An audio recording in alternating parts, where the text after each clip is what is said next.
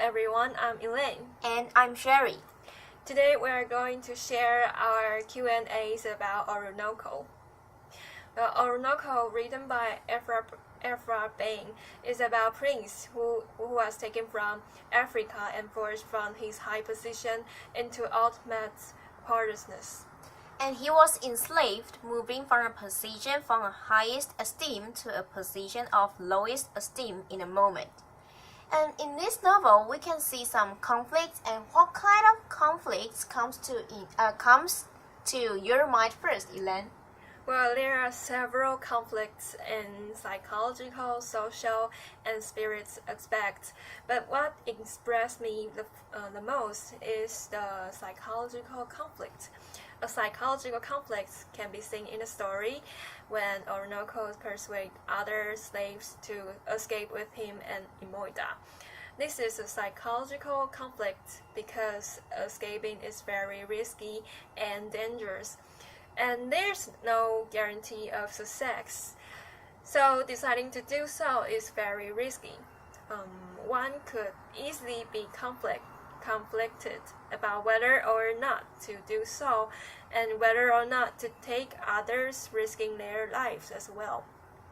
The alternative is staying enslaved and risking continued torture and even death at the hand of slave owners.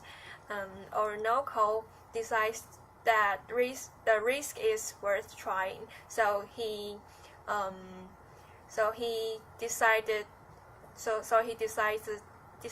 to try, but sadly he does not turn out well for any of them, and as they are recaptured, and most of the escapees are killed. Yeah, I know to do such decision is really hard, but if I were Oroonoko, I would make the same decision as well, I think. Yeah, maybe. And in this work, what we know that this talks about the topic of slavery, and also Ephra Bain writes herself in the story too. So what do you think Bain's description of slavery? I think Bain's representation of slavery is horrible in Oroonoko. It's a tragic story. Oroonoko, an African prince who falls in love with Imoida. However, Oroonoko's grandpa, also the king, wants to make Imoida his own wife. The king gave Imoida a vow to make her become his wife, and Imoida can't refuse it. And the king even confined Imoida in autumn. And although Oroonoko wants to save Imoida, he was cheated by his grandfather and was sent to Suriname as a slave by British. And when Oroonoko arrived there, he found Imoida and reunited with her.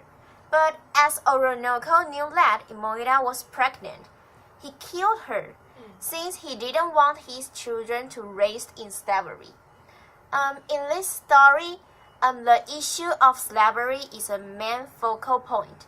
Although the story is short, it shows us the savage of slavery and the slave owners.